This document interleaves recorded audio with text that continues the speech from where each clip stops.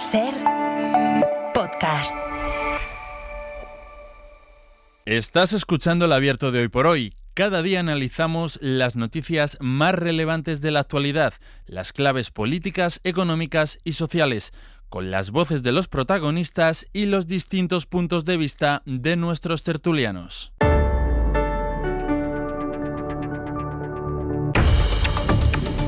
Tiempo para el análisis, tiempo para el abierto. En esta mañana de jueves hoy nos acompañan José Miguel Contreras. ¿Qué tal? Muy buenos días. Buenos días. José María Lasalle, muy buenos días. Buenos días. Y en breve podremos saludar también a Mariola Urrea. Vamos a hacer una cosa, como en breve la podremos saludar, vamos a irnos a la publicidad, vamos a intentar que todas las conexiones funcionen a la vuelta y abordamos la actualidad, que tenemos mucho tema de actualidad internacional por ese discurso de Donald Trump que ya se ha mimetizado completamente con el discurso de Vladimir Putin por lo que se refiere a la guerra en Ucrania, y después también iremos a algunas de las previsiones que hay hoy aquí en España, entre ellas ese pleno que va a haber en las Corts Valencianas en las que se va a votar la petición de dimisión para el presidente de la Generalitat, que no va a salir adelante porque Vox ya anunció ayer que se alinearía con el Partido Popular. De todo ello vamos a hablar a la vuelta, seguro.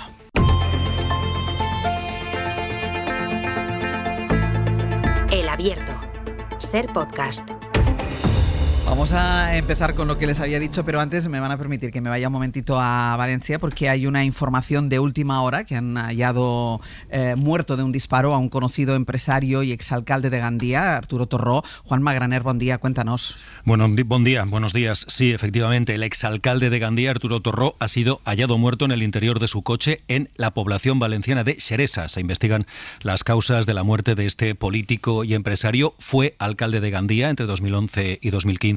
Presidió el Partido Popular en esa ciudad, en la capital de la Safor, entre 2010 y 2016 y recientemente fue condenado por la justicia por un delito de malversación por la adjudicación de los servicios de comunicación audiovisual del Ayuntamiento de Gandía a una televisión privada.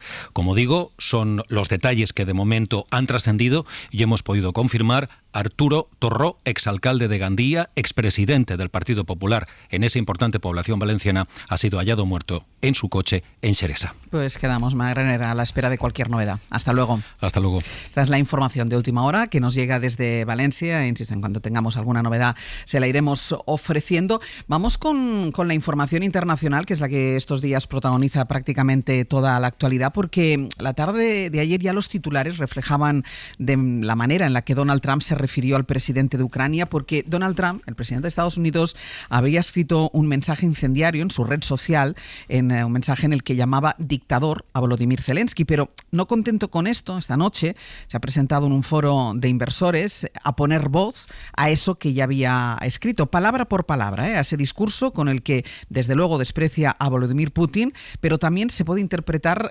como una amenaza y como copia ya del todo el discurso y los argumentos de Putin. Es un dictador sin elecciones, Zelensky. Más le vale moverse rápido o se va a quedar sin país. Tiene que darse prisa. La guerra va en la dirección contraria mientras nosotros estamos negociando con éxito el final de la guerra con Rusia.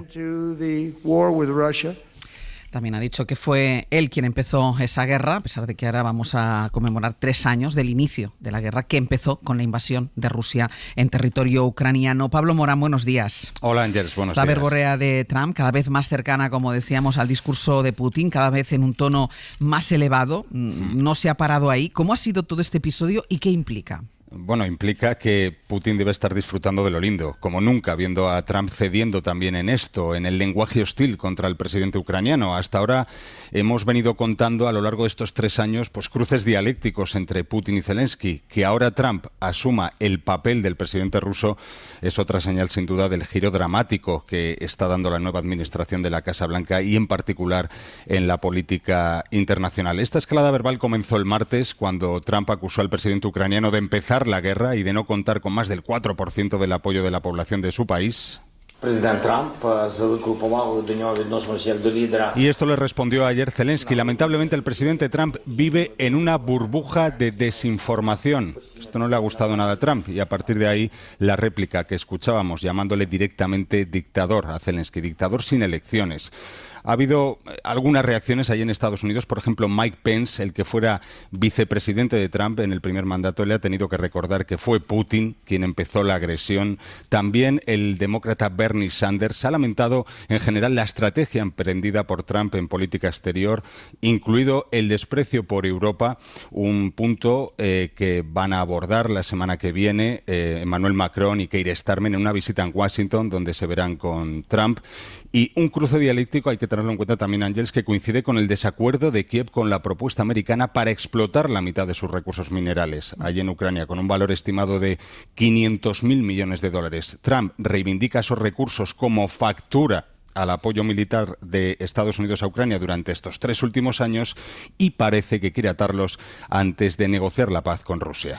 Pablo, gracias. A ti hasta ahora. No teníamos muchas dudas porque ya le habíamos escuchado, habíamos visto cómo ya promociona y de hecho ya se ha celebrado esas reuniones entre delegaciones de Estados Unidos y de Rusia, anunciada incluso para antes de que termine este mismo mes de febrero una posible reunión entre Donald Trump y Vladimir Putin, pero ahora hemos visto cómo los argumentos de Donald Trump son exactamente los mismos que utiliza Vladimir Putin cuando habla de la guerra en Ucrania, y con lo cual ya Lasalle decía, ya lo intuíamos, casi lo sabíamos, pero ya tenemos la confirmación del giro que da la política internacional.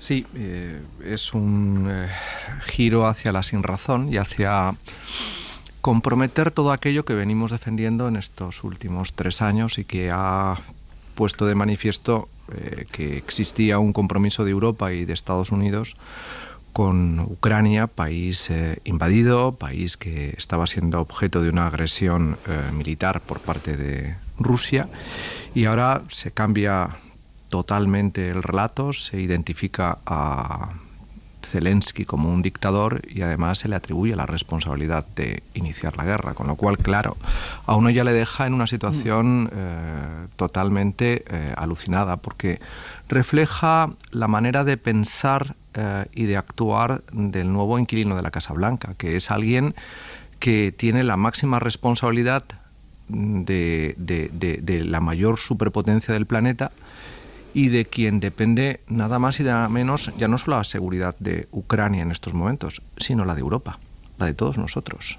Es decir, que estamos realmente pillados en un escenario, pues me atrevería a decir que alucinante, para el que es difícil no ofrecer respuestas más allá de un escalofrío que te rodea constantemente y te coloca ante la tesitura de no saber muy bien qué hacer, ¿no? Por lo menos acreditamos un momento de desesperación del que deberíamos los europeos saber sacar las fuerzas y las capacidades para liberarnos de esta tutela alucinada que ejerce sobre Europa Estados Unidos. Realmente es una situación que yo no me imaginaba que pudiera vivir nunca. Lo digo así abiertamente, o sea, no soy capaz de entender cómo esta situación se está produciendo, cómo se está comprometiendo de una manera tan abierta la relación entre el verdugo y la víctima, entre lo que es la legalidad y lo que es la vulneración de esta, entre lo que es una dictadura y lo que es una, no sé, realmente es una situación para la que hay pocas respuestas y Europa necesita acciones, y la más importante de todas es recobrar su propia soberanía, su capacidad de decisión y ser capaces de limar las divisiones, asperezas y desencuentros que existen entre los europeos, porque me atrevería a decir que es que vienen a por nosotros. Mariola. Eso es obvio, sí, que vienen a por nosotros. Mira, Ángels, yo creo que lo bueno de que el escenario se vaya despejando y sea lo que realmente parece es que nos obliga a actuar con más rapidez y con poco, digamos, y con poco da. Es lo que parece. Estados Unidos con Rusia se han aliado para ir contra la Unión Europea, que es el enemigo a abatir. Y Donald Trump es el lorito de Putin. Y lo que es evidente es que en aquella mesa de pseudopaz, de paz fake, que se inauguró en Riad, porque creo que no podemos hablar de proceso de paz, creo que nuestra responsabilidad como occidentales es negar a esa pantomima la idea de proceso de paz. En esa mesa se discutió, Rusia puso encima de la mesa mucho más que acrecentar su territorio. dejó claro que lo que quería es quitar a Zelensky y poner a un gobierno títere, que eso es lo que ha perseguido Rusia hasta ahora. Lo sorprendente es que Estados Unidos haya comprado esa idea y el lorito de Putin lo haya verbalizado de esta manera tan burda, ¿no? Al subrayar y al enfatizar esa idea de que Zelensky para él, para los Estados Unidos, es un dictador sin elecciones, por lo tanto, ergo, hay que convocar elecciones, incluso aunque estemos en ley marcial en Ucrania, y poner a alguien que le guste a su nuevo aliado, que es Rusia.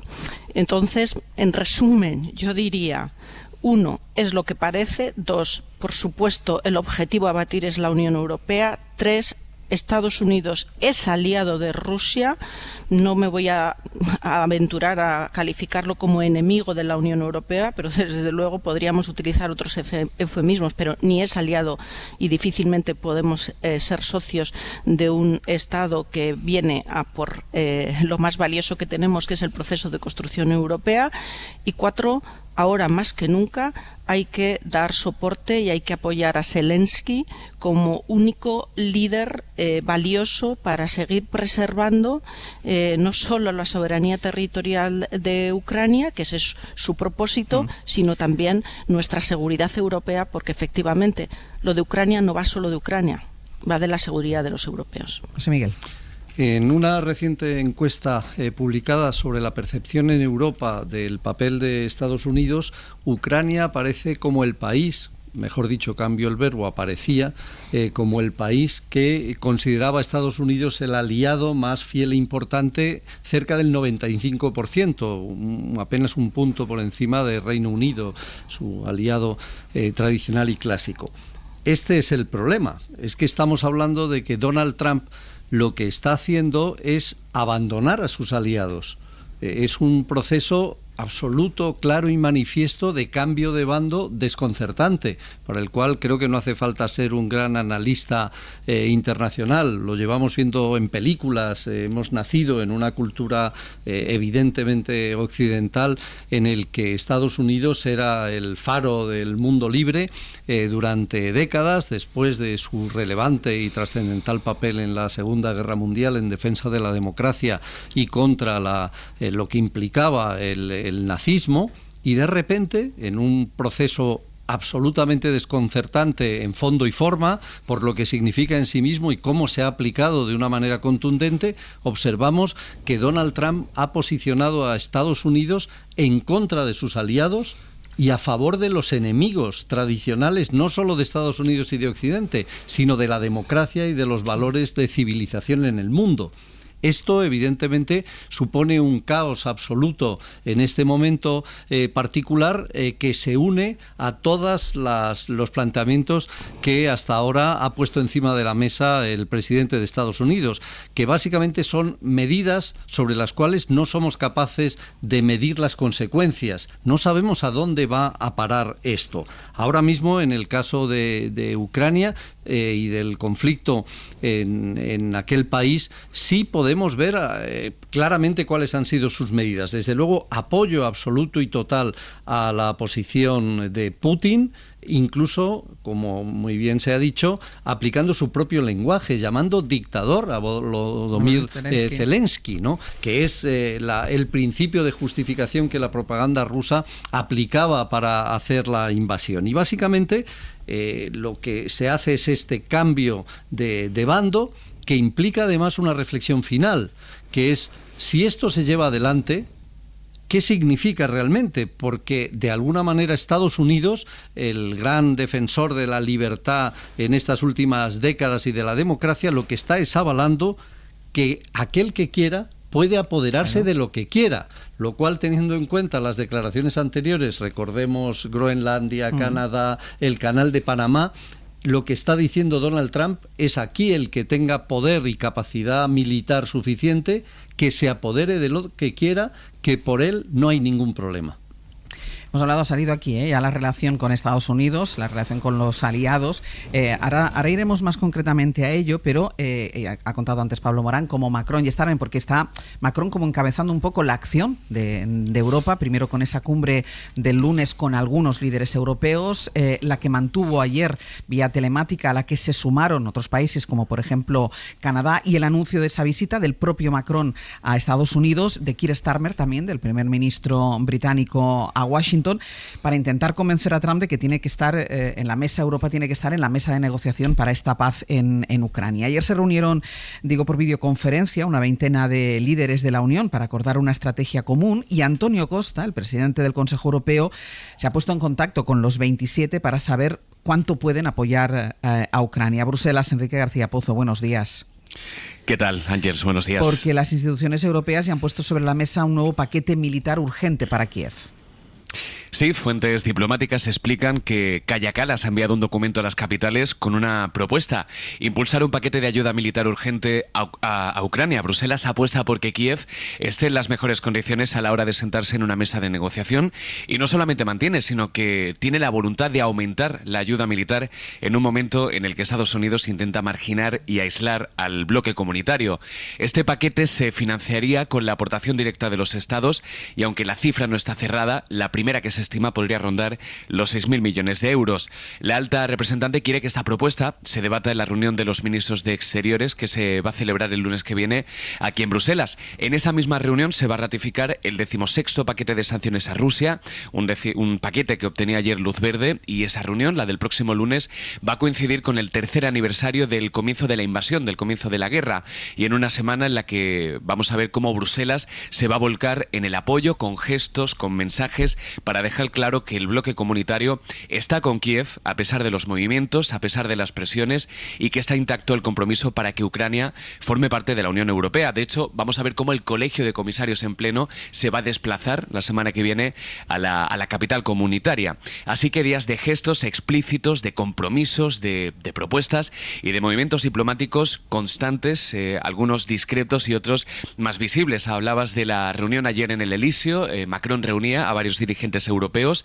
Bueno, fuentes comunitarias explican que este formato es útil, el del lunes pasado y el de ayer, los movimientos del Elíseo, porque además esta fórmula permite que en esa reunión se sienten en la mesa, por ejemplo, Londres o la OTAN, pero estas fuentes comunitarias apuntan a la posibilidad de que Costa convoque a los 27 a un consejo extraordinario para tratar este asunto antes del próximo consejo, que está fechado a finales de marzo. Pero el presidente del consejo antes querría garantías de que se obtendrían resultados concretos. Por eso el presidente está manteniendo contactos muy intensos, llamadas con las capitales desde antes del lunes, antes de la reunión de Macron. El presidente está preguntando de qué manera los estados están preparados para mantener su apoyo militar a Ucrania. Quiere saber datos, cifras concretas, compromisos concretos, y cuál es su posición, la posición de los estados, sobre las garantías de seguridad, sobre la posibilidad de enviar una misión de paz a territorio ucraniano. Enrique, gracias. A vosotros. Hay dos debates aquí, Mariola. Uno es la aportación militar para la defensa de Ucrania, pero después es qué tiene que hacer Europa cuando tiene enfrente a alguien que quiere romper con Europa, que es el caso de Donald Trump. Aliados históricos, y ahora decía antes Lasalle, Europa tiene que recuperar la soberanía. ¿Cómo se hace? ¿Cómo se cortan los lazos con Estados Unidos? Bueno, yo creo que hay dos cosas. En la parte militar yo creo que tenemos tarea, porque necesitamos fortalecer nuestras capacidades, que eso no necesariamente implica, compra de nuevo material. A veces es coordinar mejor lo que ya tenemos. Es obvio que vamos a tener que hacer esfuerzos inversores potentes para garantizar nuestra defensa.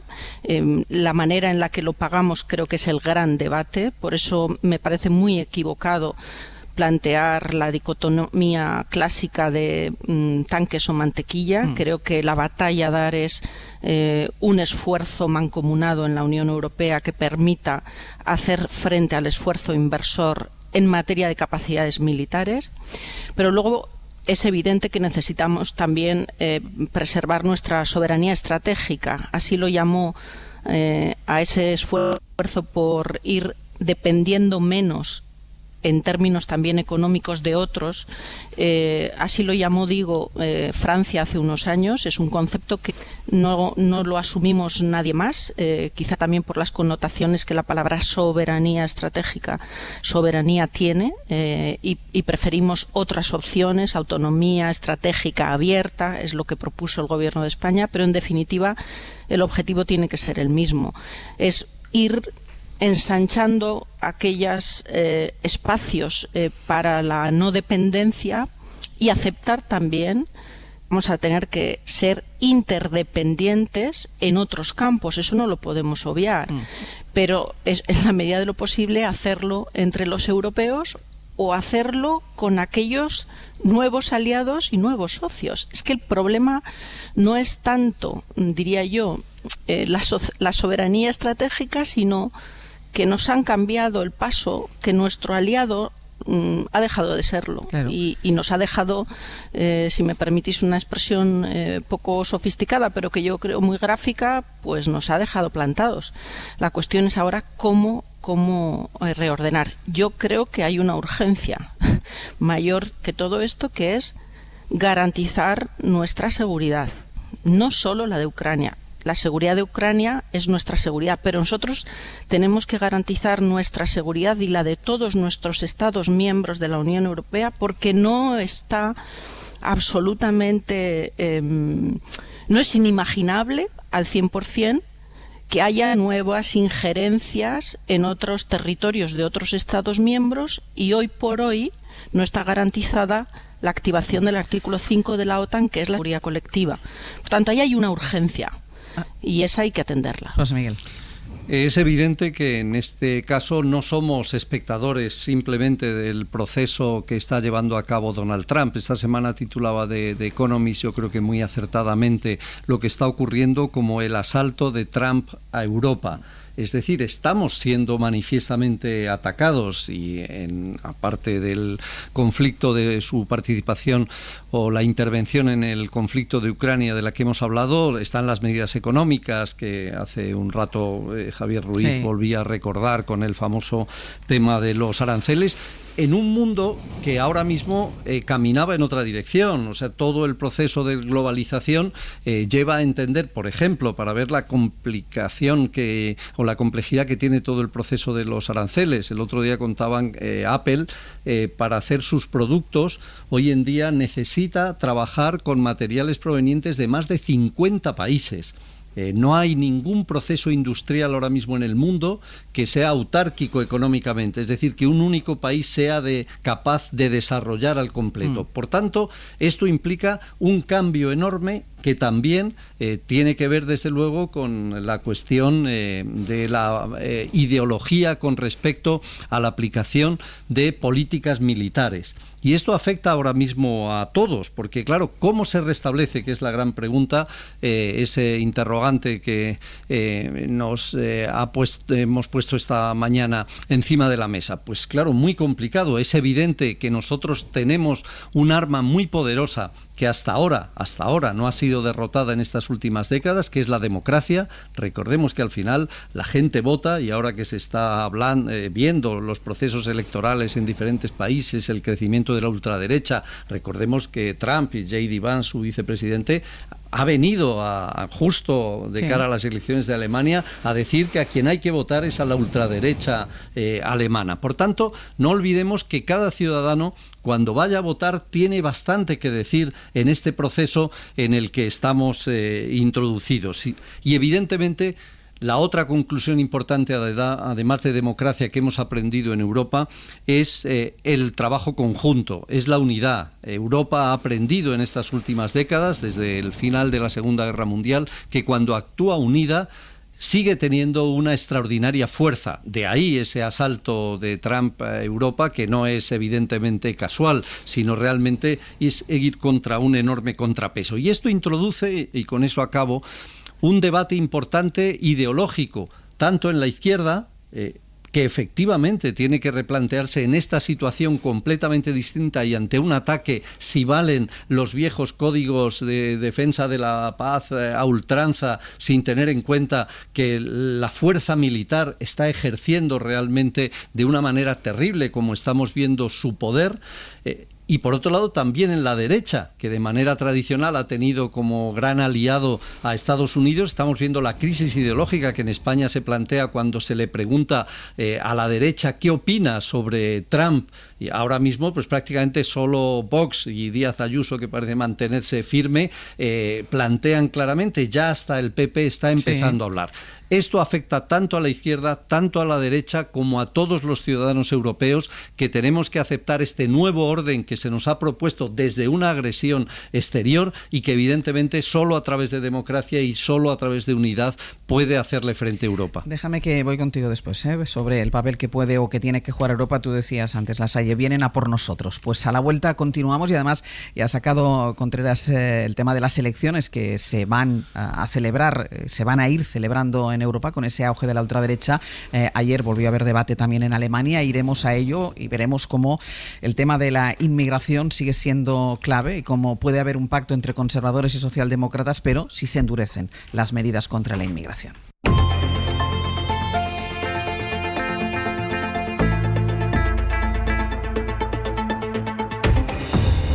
En el abierto, José Miguel Contreras, Mario Orrea y José María Lasalle estábamos hablando de este nuevo mapa mundial que se plantea ahora con esa alianza impredecible entre Estados Unidos y Rusia, con un enemigo enfrente que empezando por Ucrania y después ya son los aliados de la Unión Europea.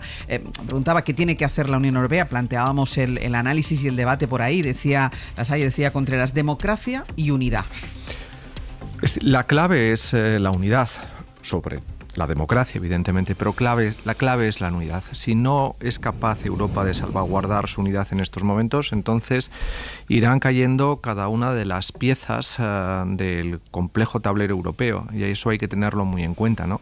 Es decir, cada uno de los europeos por su cuenta y riesgo tiene muy poca viabilidad en este difícil mundo que nos están dibujando desde la Casa Blanca, ¿no?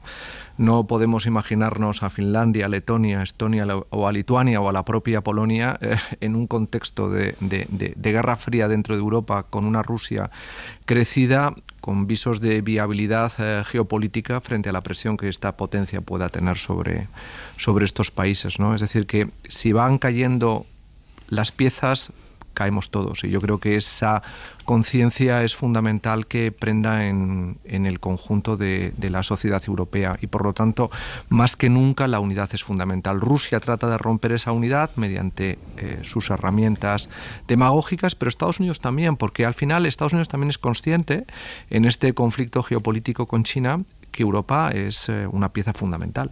Es una pieza fundamental que no puede permitir que una potencia como Rusia, aliada de su enemigo sistémico como es China, caiga de ese lado. Pero la única manera de garantizarse el control sobre Europa es que pierda su autonomía, su capacidad para ser soberana estratégicamente y, por lo tanto, decir algo por ella misma en este contexto tan difícil, ¿no? Y esto es al final lo que aquí está sucediendo. Estados Unidos trata de colocarnos bajo su bota, y lamento tener que decir esto porque pensé que jamás me viera en esta tesitura, pero es un fenómeno muy parecido, por desgracia, al que se produjo en los años 30, cuando las potencias europeas decidieron que defender a Austria en su independencia o defender Chequia en la suya eran negociables en un contexto frente al que la agresividad de la Alemania nazi les planteaba una situación de malestar político, de conflicto interno, que la mejor manera de resolver era permitiendo a Alemania ir recuperando territorios que había perdido o que formaban parte de su zona de influencia después de la Primera Guerra Mundial. Y eso es la enseñanza de la historia que deberíamos tener muy presente ahora mismo. ¿Ibas a decir algo, Mariola? Sí, y yo creo que puede haber oyentes, ¿no? y no oyentes que se pregunten qué es lo que hace que Estados Unidos y Rusia tengan esta voluntad de trabajar juntamente, ¿no? Y yo creo que los dos persiguen en realidad cosas distintas, pero el objetivo a batir es el mismo, que es la Unión Europea, ¿no? Putin, Rusia quiere la expansión territorial y desde luego debilitar a la Unión Europea como actor global, quiere recuperar. Y Estados Unidos, por primera vez, y dado que el gobierno ha sido colonizado por los oligarcas tecnológicos, esto hay que decirlo así, Estados Unidos ya no es un Estado democrático convencional. Es un Estado que todavía tiene una apariencia formal de democracia. Veremos cómo los check and balance, sobre todo en términos de poder judicial, pueden mostrar ciertas resistencias, pero hay que señalar que el gobierno legítimo, en la medida que ha sido elegido democráticamente de Estados Unidos, está colonizado por intereses que no conectan con el interés general, sino conectan con intereses económicos muy determinados. ¿Por qué señalo esto? Porque el poder tecnológico de Estados Unidos necesita derrotar el poder regulatorio de la Unión Europea en dos ámbitos. Uno es todo lo que tiene que ver con la Agenda Verde de Cambio Climático, pero sobre todo el segundo es el poder regulatorio, porque es el último límite que tiene la Unión Europea en relación con las tecnológicas. Eso es lo que une. Eso es lo que provoca la pinza entre Estados Unidos y Putin, entre el lorito de Putin, Donald Trump, y Putin, que es acabar con la Unión Europea, cada uno por vías y por necesidades con propósitos distintos. Preservar el poder regulatorio de la Unión Europea es blindar la fortaleza de la Unión Europea. Hablabais, José Miguel y Lasalle, ¿no?, de la necesidad de garantizar la unidad. Es así, pero fijaros que aquí los enemigos de la Unión Europea llevan ya trabajando un tiempo, porque si vamos viendo un poco la presencia de la ultraderecha, que son los partidos que obviamente tienen incentivos también para ir desmantelando la Unión Europea, porque entre el objetivo de su agenda política está desmantelar la Unión Europea, es que han ido colonizando los gobiernos de los estados. Eso significa que tienen presencia en el Consejo de la Unión Europea, eso significa que tienen presencia en el Consejo Europeo de la Unión Europea, pero en las últimas elecciones al Parlamento Europeo han ido ganando influencia en el Parlamento Europeo. Eso quiere decir que también tienen influencia en el ámbito, en el core legislativo de la Unión Europea. Y creo que el desafío es grande para la Unión, pero honestamente creo que la Unión Europea ya ha despertado.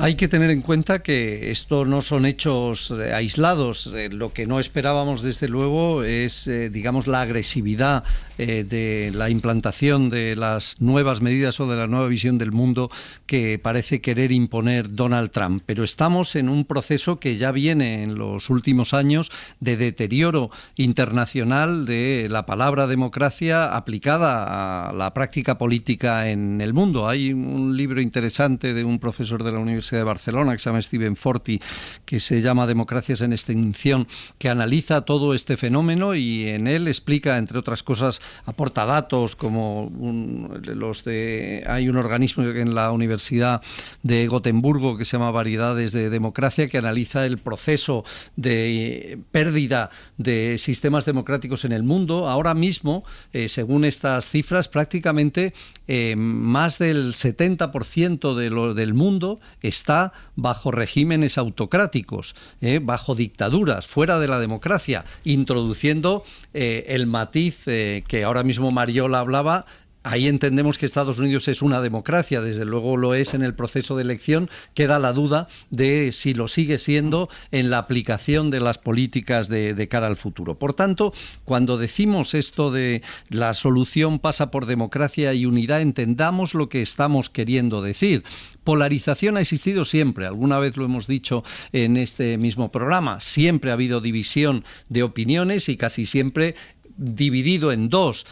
Por tanto, esta es la base de la democracia, el entendimiento entre diferentes, manteniendo, por supuesto, diferencias de fondo y, en la medida de lo posible, controlando las formas. La novedad de estos últimos años es precisamente la llegada de fuerzas de ultraderecha que, de alguna manera, están colonizando o invadiendo el espacio de la derecha tradicional y que, en casos como el de Estados Unidos, hemos visto cómo ha llegado a adueñarse completamente del Partido Republicano, que ha perdido total y absolutamente su identidad, o cómo en Europa también, partidos tradicionales de la derecha, por el miedo a la competencia de la ultraderecha, han acabado en sus brazos y nunca han acabado en mejor situación. Han acabado conquistados absolutamente por esos procesos. Y esta sí es una reflexión que tiene que ver, cuando hablamos de unidad y de democracia, entre demócratas, independientemente de la diferencia ideológica, tiene que haber un proceso de unidad y de defensa de algo que está por encima de la diferencia, del distanciamiento ideológico,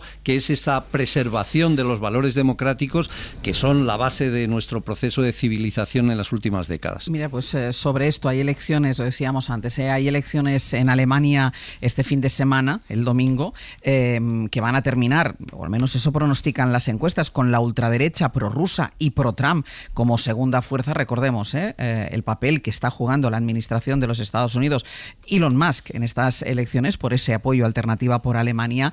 Ángel Villascusa, hola. ¿Qué tal? Buenos días. Para tratar de ganar terreno a Alternativa para Alemania, precisamente los dos principales partidos, los conservadores, la CDU y los socialdemócratas, lo que han hecho es endurecer sus posturas sobre inmigración. Ayer hubo debate y este proceso se vio claramente hasta el punto de que el candidato de la derecha, Friedrich Merz, condiciona una gran coalición con la izquierda que dejaría fuera a la ultraderecha, una posible coalición de los conservadores y los socialdemócratas, si la izquierda se suma a la agenda antimigratoria. Sí, ha sido esta noche en uno de los últimos debates antes de las elecciones del domingo. Según los sondeos, el gobierno más probable es una nueva gran coalición entre el SPD y la CDU. El candidato conservador ha planteado ya sus condiciones para formar ese hipotético gobierno, y es limitar la inmigración y también mejorar la economía para evitar, así dice, el auge de la ultraderecha de la AfD, según las encuestas. Merz, que se ha acercado a los ultras en los últimos meses, durante ese debate ha llegado incluso a enmendar el legado de Angela Merkel en materia migratoria. 2015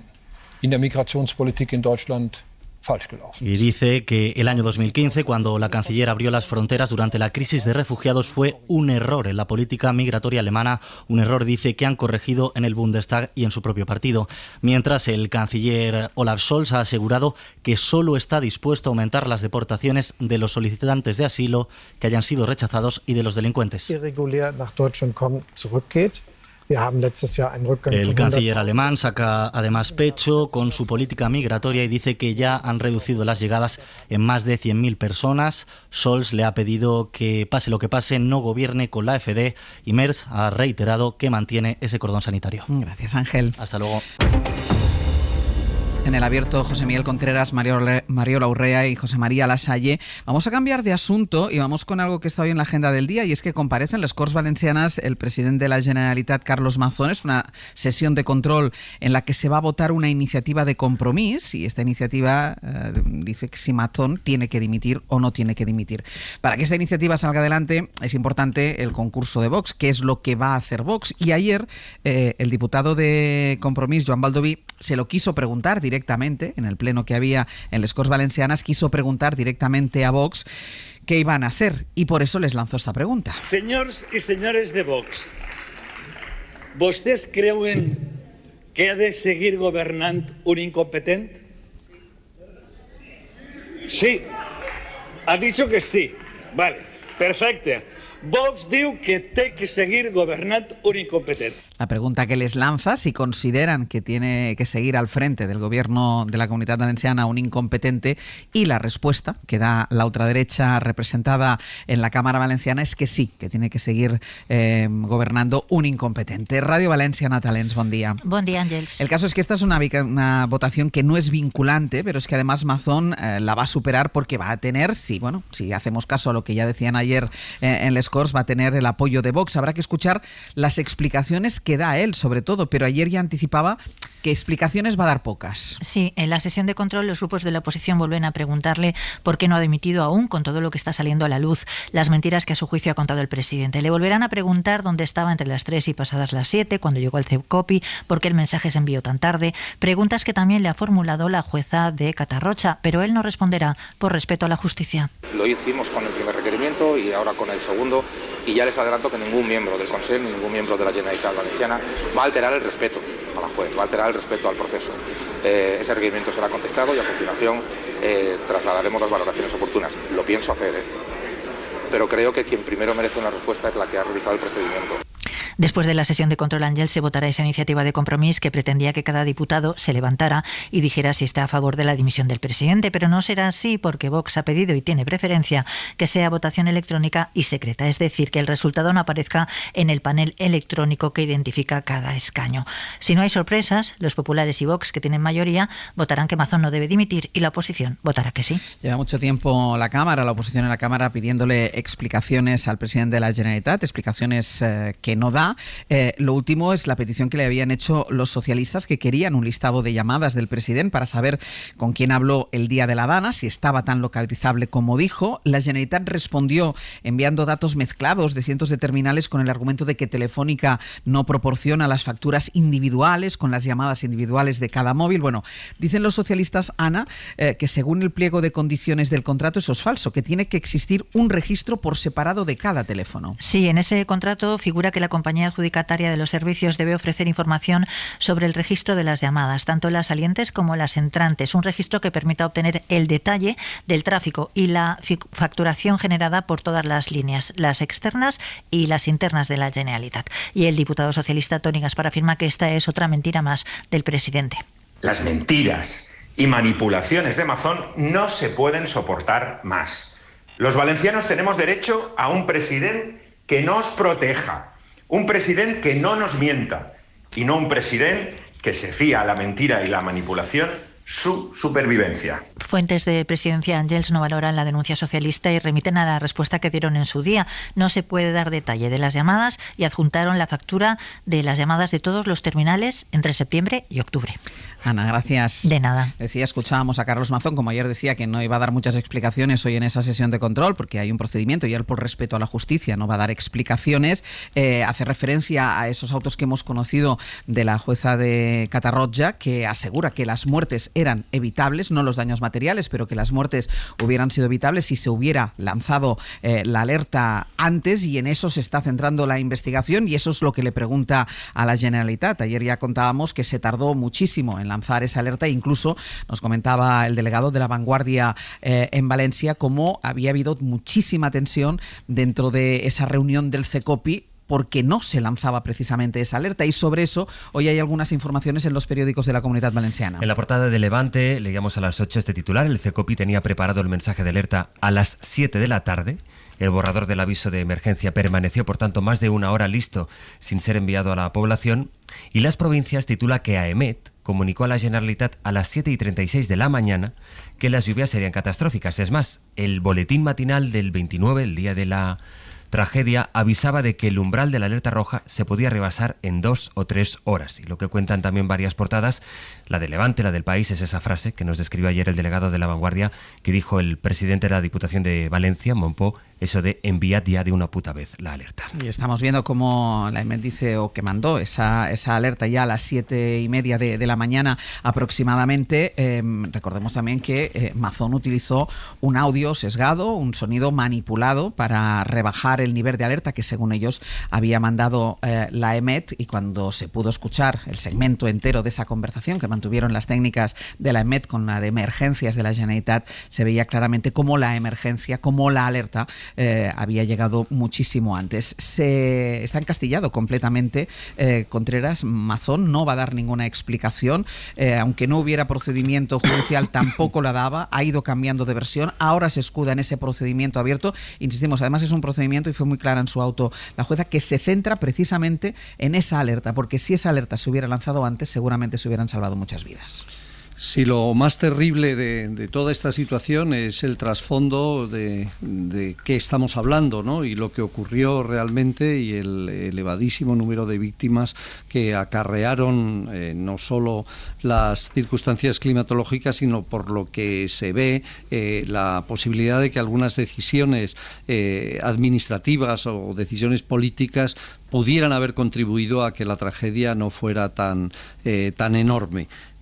Evidentemente, todo esto no puede empañar lo que estamos viendo, que es un proceso realmente casi surrealista de aplicación de las responsabilidades políticas, que a veces, tristemente, es casi humor negro el nivel de situaciones que estamos viviendo. Tú hablabas de grabaciones manipuladas, hoy estamos viendo registros de llamadas que se ocultan. Recordemos que sigue sin enseñar la factura del restaurante de donde estaba, con la siguiente excusa: es que no fue a comer en condición de presidente de la Generalitat, sino de presidente del Partido Popular, lo cual no sé qué justifica el que no enseñe la factura que demostraría de alguna manera si realmente estuvo allí o qué estuvo haciendo. La verdad se aclarará y poco a poco parece que va apareciendo, y todo contribuye a pensar que efectivamente hay unanimidad absoluta en que la figura de Mazón sobra del panorama político actual. Es asombroso el corte que hemos dado de Baldoví, la pregunta ajustadísima, y la respuesta no puede ser más nítida y clara, que yo creo que refleja exactamente lo que opina la mayor parte seguramente de los miembros tanto del Partido Popular como de Vox. ¿Tiene que seguir gobernando y aceptamos un incompetente? La respuesta está clara, sí. La siguiente pregunta sería ¿por qué? En este caso caben diferentes explicaciones, porque ahí sigue, y efectivamente una cuestión es Mazón, que yo creo que él intente preservar su carrera política y seguir en marcha. Bueno, puede estar justificado por el intento de una persona de sobrevivir a una situación de no darse cuenta que ya está realmente cadáver y que no tiene ninguna posibilidad políticamente de seguir adelante, pero queda por tanto la pregunta de por qué no se le cesa, por qué no se da un paso adelante el Partido Popular. Parece posible, yo creo, una doble explicación. Por un lado, pensar que ahora mismo un proceso de cambio haría recaer sobre un nuevo liderazgo en el Partido Popular todo lo que queda por aparecer y todo lo que queda por salir, y que por tanto quizá es mejor que el actual equipo sea el que de alguna manera arrastre el peso de todo lo ocurrido y todas las responsabilidades hasta el final. Y la otra, que también puede estar en paralelo, es que tampoco haya una solución clara de cómo hay que suceder a Mazón, quién debe ser la persona y cómo puede articularse de cara a los siguientes procesos electorales lo que inevitablemente va a tener que ocurrir, que es un proceso de renovación del Partido Popular. El caso de Mazón es un caso de un político acabado, pero que sigue presente en el escenario público casi como un fantasma de película, ¿no? Mira, antes de ir con vosotros, como planteaba ya qué tiene que hacer o qué hace el Partido Popular, más allá de ese encastillamiento de Mazón, recordemos que hubo un distanciamiento inicial, pero luego hubo esa especie de reconciliación, y fue ese momento en el que Feijóo además puso a Mazón de ejemplo, como ejemplo de gestión. David Junquera, buenos días. Hola, buenos días. Y ahora el PP lo que está haciendo es confiar en que esa investigación de la jueza de Catarroja, de la que hablábamos, que ya les contamos, insisto, que ha dejado por escrito en su auto que las muertes se pudieron evitar, lo que espera el Partido Popular es que eso no llegue a nada, que no se traduzca en consecuencias penales, pero de todas formas, en Génova, David, ya empiezan a pensar en el futuro de Mazón.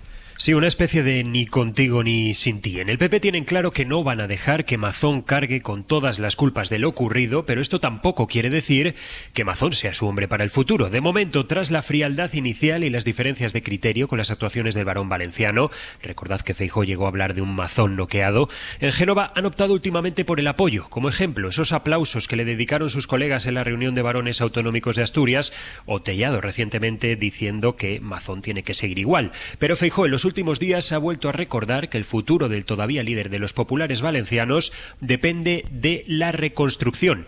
Es una forma suave de decir, pues ya veremos, porque en Génova asumen que la reconstrucción no depende ni mucho menos exclusivamente de Mazón, al que además muchos de sus colegas de las baronías ven quemadísimo. De momento dejan hacer a un presidente que quiere reivindicarse, que piensa comparecer en la comisión de investigación del Senado o en un desayuno informativo este lunes que viene en Madrid. Piensan en el PP valenciano que la instrucción de la jueza de Catarroja tendrá un alcance limitado. En el Govern, ya hemos visto, evitan valorarlo. La idea popular es incidir en los meses por venir en que la ausencia de las obras proyectadas que no ejecutó el Gobierno de España multiplicó la tragedia y que la ayuda tardó en llegar y sigue llegando con cuentagotas. Por ahí irá la estrategia a la espera de decidir qué hacer con Mazón, que tiene que aguantar para evitar que la erosión por venir pudiera destrozar a un futuro candidato, pero fuentes populares recuerdan esta guerra entre gobiernos, entre Partido Popular y Partido Socialista, al final solo será para mayor gloria de Compromís y de Vox. David, gracias. Gracias. Lasalle. Bueno, yo creo que el problema que tiene el Partido Popular en Valencia es probablemente que no hay en estos momentos un plan B y una alternativa que permita sustituir a Mazón.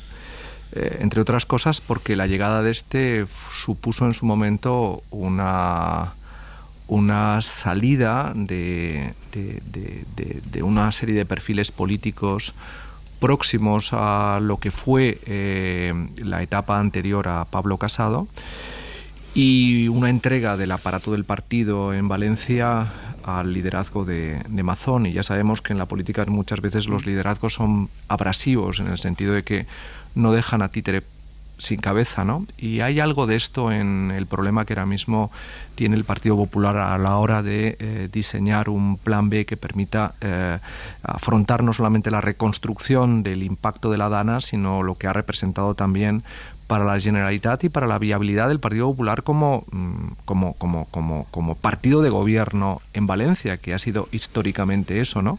Y que en estos momentos se encuentra como un partido en manos de Vox, lo cual es constatar que la capacidad para estar definiendo la agenda de la política no es suya, sino que pasa por un partido como Vox, que está esperando también el momento en el que haga constatar aún más la debilidad del Partido Popular y particularmente del presidente de la Generalitat, ¿no?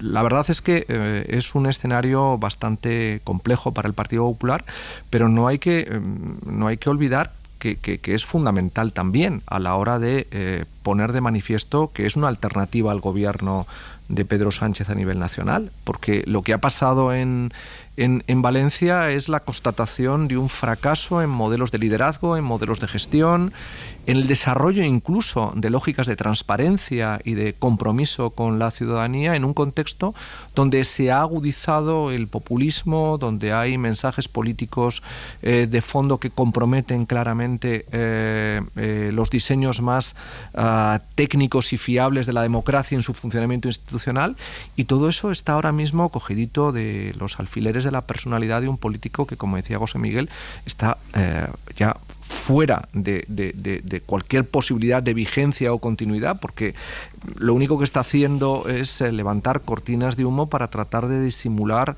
el bulto enorme de los errores y de la incompetencia que manifestó el día de Autos, ¿no? Va a tener que ser una jueza la que finalmente vaya abriendo camino en esa madeja de mentiras, manipulaciones y huida hacia adelante, y colocar a la maquinaria judicial como la vía de constatación de que todo eso que ya los medios de comunicación vienen denunciando desde hace mucho tiempo se produjo en realidad, en este caso bajo la fe pública de un sumario judicial, ¿no? Mariola. A mí me resulta muy difícil el análisis político de esta cuestión, porque desde un punto de vista estrictamente de análisis de la política, lo decía también José Miguel, creo que esto está claro, ¿no? Hay un ejercicio inadecuado del poder y debería depurarse con una asunción de responsabilidades que no hace falta que se las pida a nadie. Alguien que tiene 200 muertos encima debería de asumir la responsabilidad de no haber estado en el único sitio que tenía que haber estado ese señor.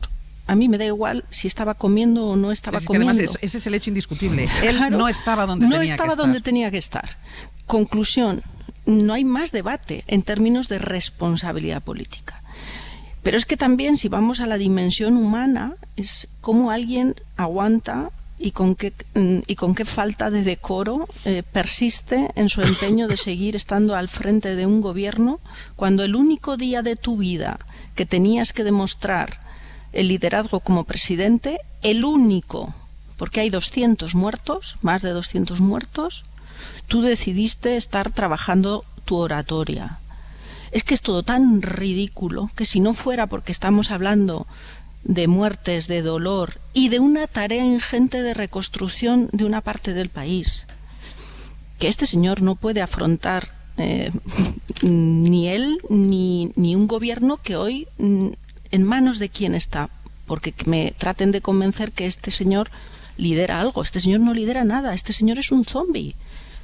Entonces, a mí me resulta muy difícil aportar nada diferente a esto. Es todo distópico. Y tiene un toque de ridículo. Si no fuera, insisto, por el dolor que hay de por medio. Los valencianos, yo creo que se merecen a alguien con capacidad, competencia y con un perfil intachable para ponerse al frente de algo que es enorme en magnitud, en responsabilidad, que es la reconstrucción de toda una zona. Y ahora hemos estado hablando de una inutilidad en gestión que ha tenido como consecuencia la muerte de decenas de personas, pero antes cuando hablabas tú de los liderazgos, yo recordaba, es que Mazón fue el que abrió el camino de los pactos, ese pacto tan rápido con la ultraderecha que condicionó de forma determinante el resultado de las siguientes elecciones para el Partido Popular. Es decir, es verdad que aquello no costó vidas humanas, pero es el ejemplo de una persona incapacitada para la gestión, para estar al frente. Una persona que fue extraordinariamente rápida, ágil y que incluso se precipitó en la toma de decisiones contrariando lo que se le decía desde Génova y sin embargo fue extraordinariamente renuente en un momento de enorme complejidad y que además, fíjate, que a mí es lo que más me preocupa de este escenario y que trasciende al Partido Popular porque está comprometiendo a toda la política al final. Es que cómo se va a afrontar y se está afrontando y en qué condiciones la reconstrucción moral del escenario en el que saltaron también las fronteras y los límites entre lo que está bien y lo que está mal en política. Lo decía Mariola hace un momento, ¿no? El decoro y la responsabilidad. Es decir, hay toda una serie de conceptos que han sido erosionados por la praxis de la peor política, que ya no es la corrupción, ¿no? En sí, porque la corrupción al final es un problema casi me atrevería a decir menor en comparación con el ejercicio de una arbitrariedad al servicio de un interés que es la propia continuidad, porque uno tiene que continuar en una inercia de falta de decoro para no constatar que ese decoro roto se ha producido. O sea, es una situación en la que nos colocamos que explica mucho lo que hablábamos al comienzo de la tertulia hoy, ¿no? Es decir, cómo funciona una mente populista como la de Trump, que es capaz de cuestionar a un líder democrático en una situación de excepcionalidad porque no puede convocar elecciones porque hay una ley marcial en un contexto de guerra. Convocar elecciones y por eso es un dictador y lo dice él, ¿no? Entonces esta ruptura de las reglas incluso semánticas que definen la democracia es algo tremendo que conecta a un momento de complejidad que realmente es aterrador, ¿no? Enlazando con lo que plantea José María, la base del populismo precisamente está en la utilización de grandes errores de la política o de falta de visión en muchos momentos o de problemas irresolubles de cara a las personas o a la inmensa mayoría de la población afectada. En este caso, la visión populista de una tragedia como esta implicaría una especial responsabilidad por parte de la política en los tiempos actuales en los que estamos acostumbrados a que esta nueva política 2.0 sometida a la tiranía de las redes, a la difusión de bulos, precisamente obliga a la clase política a asumir una responsabilidad mayor y más urgente, y que de manera tan palmaria se esté haciendo tal desprecio a la representación política y a la asunción de responsabilidades va mucho más allá, desde luego, del caso en sí de Mazón, a quien desde luego ya nadie espera que dé una salida digna a su posición política. Lo incomprensible realmente es la posición del Partido Popular y del señor Feijóo, que durante una primera etapa podemos entender que dentro del debate político tradicional y convencional se intente mezclar. Recordemos que se culpaba a la ministra de Defensa, al ministro del Interior, a la ministra de Transición Ecológica, al propio presidente del Gobierno. Vale. Ahora ya estamos hablando de cosas concretas, de cuándo hubo las llamadas, cuándo hubo los avisos, y evidentemente todo el foco está centrado donde está centrado y en una persona que tuvo la responsabilidad máxima en ese momento y que se ha negado a asumir la más mínima responsabilidad, y que ha acabado convertido y pasará a la historia, como decíamos, le podríamos llamar casi el Malcolm Crowe de la política española. Malcolm Crowe era, lo conoce todo el mundo, Bruce Willis en El sexto sentido, alguien que parecía estar presente y que al final todo el mundo descubre que ya no existía. En este caso la película se ha adelantado y no hay spoiler, porque todo el mundo sabe, lo cual hace más ridícula todavía la película, que esa figura política ya ha desaparecido. Y además el auto de la jueza era muy clara en un sentido, y es que fue la gestión de esa emergencia la que podía haber evitado las muertes, y ella además en el auto decía muy claro, el hablar de la coordinación, del retraso en la llegada de las ayudas, eso va por otra vía, eso no tiene nada que ver. El no haber lanzado la alerta a tiempo, eso es lo que provoca 200 y pico muertes ese día de la Dana de Valencia. Dejadme los últimos minutos para un par de cosas. La primera es algo que viene coleando desde ya hace unos cuantos días, que es toda la polémica por la tributación del salario mínimo interprofesional. Guillermo Lerma, buenos días. ¿Qué tal? Buenos días, Ángels. Porque ayer ya lo vimos, y además con contundencia en esa sesión de control, Hacienda sigue en su decisión de mantener esa tributación. Dice que nada tiene que ver con una subida de impuestos, porque de hecho los impuestos no se han tocado, que lo que han subido con este aumento del SMI, lo que han subido son los sueldos, y la ministra Montero ha subido la apuesta en el pulso que mantiene con la otra vicepresidenta y ministra de Trabajo, Yolanda Díaz. Dice que no va a renunciar porque es una cuestión de principios. Sí, la Moncloa sigue centrando su estrategia en eso de hacer pedagogía, y por ahora Ángels no emite ninguna señal que haga pensar que esa nueva discrepancia esté cerca de solucionarse. Ninguna de las partes es capaz, de hecho, de avanzar por dónde puede estar ese punto en común que permita solventar esta última diferencia entre los socios de coalición. Las posiciones, por tanto, se mantienen firmes. El pulso en las últimas horas, a pesar de los gestos y de los intentos por mostrar distensión, no ha dejado de escalar. Hacienda deja claro que ajustar esa exención a la subida del salario mínimo supondría renunciar a nuevas subidas en el futuro, dejar tocado de muerte, dicen las fuentes consultadas, el salario mínimo interprofesional, y condenarlo a que quede congelado en esos 1.184 euros. El departamento que dirige la ministra Montero deja claro que no va a dar marcha atrás en su posición, que no va a renunciar a lo que considera que son sus principios porque haya grupos que le acusen de subir los impuestos, algo que reiteran e insisten es una falsedad. La cuestión central, dicen, en este debate es que con su propuesta lo que provocarían Sumar y el resto de grupos es un recorte importante de la recaudación con la que, recuerdan, se sostienen los servicios públicos. El pulso, por tanto, se mantiene. Los socialistas, que la semana pasada no ocultaban que había ciertas dudas de por dónde podía salir esta estrategia de la vicepresidenta, ahora, sin embargo, cierran filas en torno a ella. Dicen que no es solo su decisión, sino también la del presidente, y en la Moncloa aseguran que se utilizarán todos los mecanismos legales a su alcance para evitar que el Congreso le imponga el criterio que quiere imponer sobre la tributación del SMI. Guille, gracias. Hasta luego. No tenemos mucho tiempo, pero sí quisiera comentar la contundencia y además la decisión de la parte socialista del gobierno, Mariola, de no mover la tributación del SMI. Pues está claro, hay una posición firme.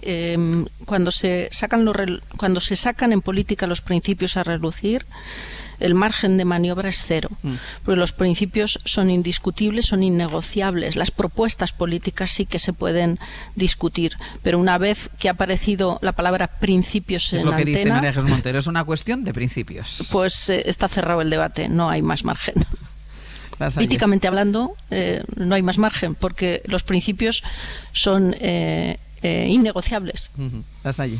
Fíjate, yo creo que está hablando la ministra de Hacienda, y los que hemos estado en el gobierno y sabemos lo que representa el Ministerio de Hacienda, supone hablar también de esa especie de ese ecosistema interno que existe dentro del ministerio, que trasciende incluso a veces a la política, y este es un dato que yo creo que debemos tener en cuenta.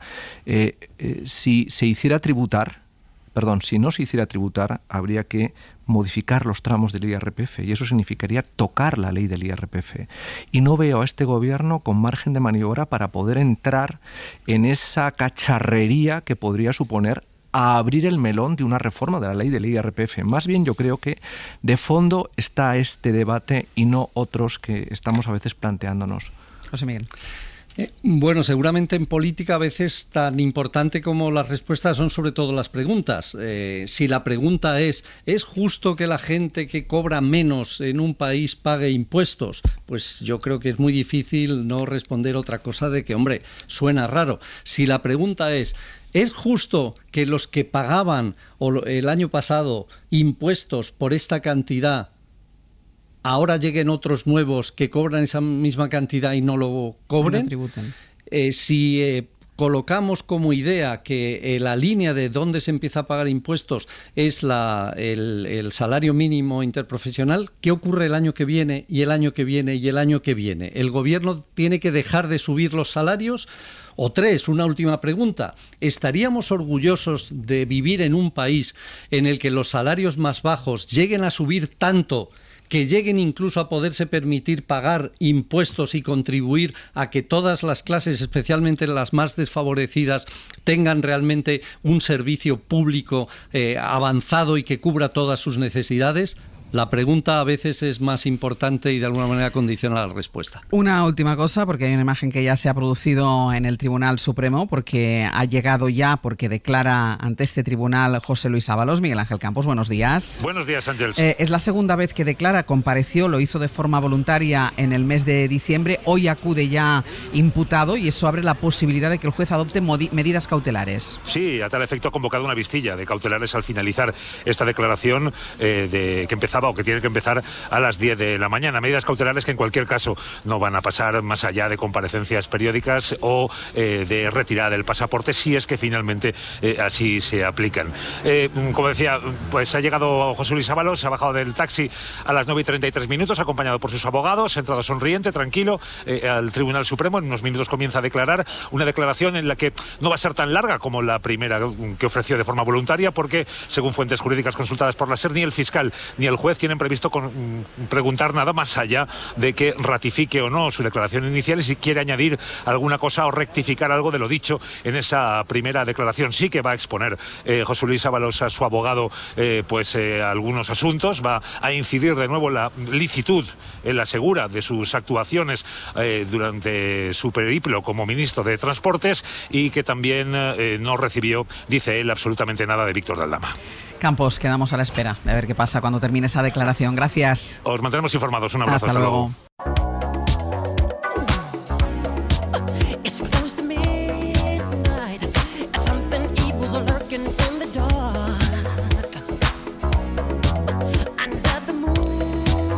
Vamos a ir terminando. Sergio Castro, Nausle, buenos días. ¿Qué tal? Hola, ¿qué tal? Sergio, ni más a cara. Ayer pasasteis la siguiente eliminatoria de la Champions. Nada puede estar por encima de eso. Es curioso porque... Hat-trick de Mbappé. Es curioso porque, según tus propias palabras, antes de ese partido vas a hacer una sección especial de no sé qué. Yo convoqué a la dupla ante no la posibilidad de que perdiera el Madrid. ¿Pero por qué haces esas cosas? ¿Es de primero de no llamar al mal tiempo? Bueno, porque por picar.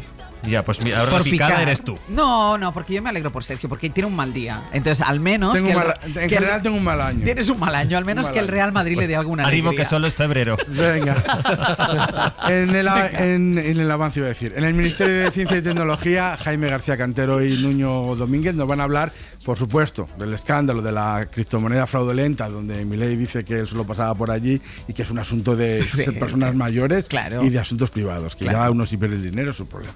Y también de las posibilidades ahora decrecientes del meteorito de 2032. ¿Qué tal? ¿Cómo vas tú? ¿Desearías que cayera el meteorito? Bueno, dicen que caería en Navidades del 32, que no estemos haciendo la lotería entonces y caiga. Sí, es que encima es el día de la lotería. Justo que nos toca trabajar. Bueno. Después tienes la cita con, usted no sabe con quién está hablando, la sección en la que solo hay una persona que sepa con quién te vas a encontrar y dónde. Vale. Esa persona me ha pasado 2 apuntes.